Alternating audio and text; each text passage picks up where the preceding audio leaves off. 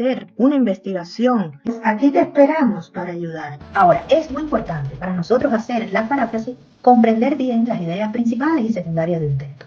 Las ideas principales son fundamentales porque necesitan para comprender un texto. Y las ideas secundarias son complementarias. Sin ellas se puede comprender el texto, más bien es para ampliar la idea. Todos los textos tratan sobre uno o más temas y tienen una estructura en la que las ideas se encuentran de manera jerárquica. Las ideas principales son los conceptos más importantes del texto, la información clave para comprender temas del texto. Sin embargo, las ideas secundarias son menos importantes, ya que tienen información que sirve para ampliar las ideas principales o para ejemplificar. Características de las ideas principales de un texto. Ofrecen información central del tema del texto. Lo más importante del texto está en las ideas principales. Sin ellas no se comprende el texto. Son centrales para la estructura del texto porque se articulan con las demás oraciones y otorgan cohesión, coherencia y lógica. Tienen autonomía, o sea, ellas solas tienen el significado completo del texto. Aparecen en una oración y casi siempre es la primera oración de cada párrafo. Recuerden que cada párrafo de una redacción debe llevar una idea completa. Entonces, cada párrafo tiene una casi siempre es la primera oración. Aunque también pueden estar en otra posición. En algunos textos pueden ser implícitas. Para encontrarlas en un texto, se lee todo completo el texto y se establecen las frases u oraciones que resumen el escrito. Ahora, las características de las ideas secundarias del texto.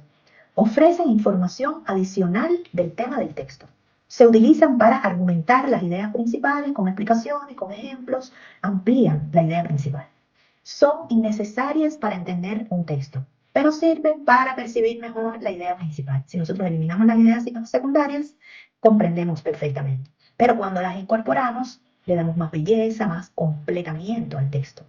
No son centrales en la estructura del texto. No tienen autonomía. Si nosotros sacamos la idea secundaria, no nos está diciendo casi nada. Necesita una idea principal para que se comprenda. Están generalmente en el mismo párrafo de la idea central, porque lo que hacen es ampliar esa idea. Para encontrarlas, después de señalar las ideas principales, las que quedan son las secundarias. Vamos a ver aquí ejemplos de ideas principales y secundarias. Vemos el texto que dice, según el autor, todas las ciencias tienen cierto grado de incertidumbre porque una hipótesis no se considera una verdad absoluta. Puede ser refutada o reemplazada por otras. Esto se puede ver en diversos casos, como los reemplazos de teoremas, cuando hay un cambio epistemológico muy abrupto, o cuando surge una teoría que es una mejor explicación para el fenómeno que otra teoría que se encontrará vigente. Aquí la idea principal es todas las ciencias tienen cierto grado de incertidumbre, porque una hipótesis no se considera una verdad absoluta. Esta es la esencia, lo que dice fundamentalmente el párrafo. Ahora, las ideas secundarias es el resto, todo lo demás que está en el párrafo, que argumenta, que amplía, que le da belleza, etc.